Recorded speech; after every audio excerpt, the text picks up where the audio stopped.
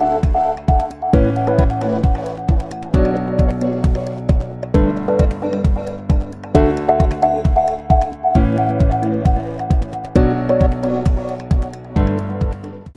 à chacun et à tous, nous sommes lundi 12 mai de l'année 2025. Merci de prendre le rendez-vous du décryptage de l'actualité tel que vu, traité et publié par nos confrères de la presse écrite. Démarrons par la manchette du quotidien Maison. Parakou, don de modules de classe à l'EPP d'Amabou, loin de la politique politicienne. Richard Boni Ouro, dans du concret, la construction d'une autre salle a déjà démarré, nous informe le quotidien d'Abarou. Commission nationale linguistique Batonou, Toussaint Seke succède à Augustin Tabegbian. Le nouveau bureau s'engage pour la promotion de la culture Batonou. Le quotidien Le Béninois Libéré, 6e conférence internationale du GIAF, réflexion sur les souverainetés africaines. Les brillantes propositions du ministre Abdoulaye Biotchane sont à retrouver à la manchette du quotidien de Aboubakar Tako. Échange sur les réformes et acquis du programme d'action du gouvernement à l'université de Parakou.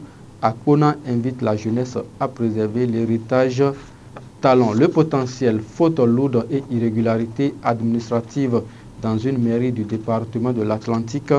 Alada en prison, le chef d'arrondissement Edmo Zessou perçoit 7 200 000 francs CFA de salaire. Troisième promotion du journal étudiant noir de l'université de Parakou.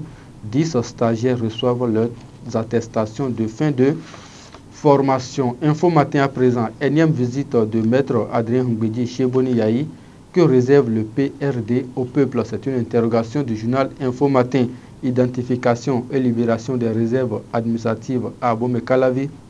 Des nuits blanches pour les mafieux du foncier. La nation, supposé long séjour des camions aux frontières, la vérité établie. Et cette vérité est à retrouver à la page 3 du journal du service public. Climat des affaires, un guichet électronique pour faciliter les investissements, peut-on lire à la page 5 du quotidien La Nation.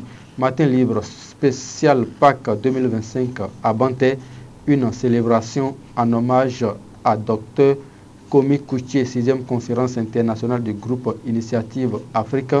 Abdoulaye Biotchane pour une souveraineté de responsabilité. Le quotidien de Ménotin, entrevue avec Mbedi à Moussou, Nago, Iji, Olo, Dossou, Yahi à la recherche d'alliés. Rencontre avec la jeunesse FCBE. Paul Humpé trace la voie vers 2026. Le quotidien Le Matinal à présent, 6e conférence du GIAF à Cotonou.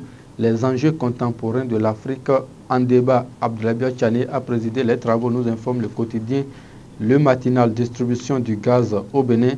Les prix des bouteilles de 1, 3, 5 et 6 kg dévoilés et sont déjà disponibles dans les colonnes du journal Le Matinal, notamment à la page 3. Les autres titres du quotidien d'Abarou à présent.